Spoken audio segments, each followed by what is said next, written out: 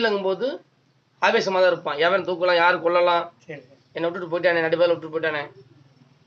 வாழ்ந்து அனுபவிச்சு செத்தாதான் சாமி அவன் ஆத்மா சாந்த அடையும். சரி.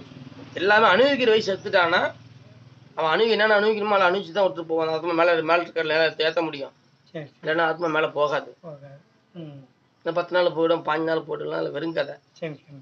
அந்த ஆத்மா 10 நாள் இருக்க ஆத்மா அழிச்சுன்னு சொல்லிட்டு தான் மேலே தூக்கம் வந்தாலும் கீழே விட மாட்டான். மேலே எடுத்து எடுத்து இருக்க இடம் கிடையாது. ஓ.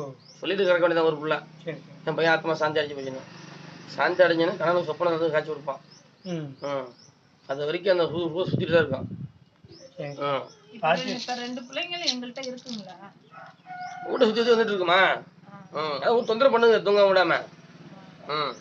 இருக்குங்க, அதெல்லாம் தெரியும். தொந்தரவு பண்ணுது. இப்போ தேவைன்னா கொஞ்சம் சேஃப்டி பண்ணி தரேன். காலி ஆளை வச்சு தரேன், பயப்படாது. தொந்தரவு பண்ணாமல் தேக்கி தரேன்.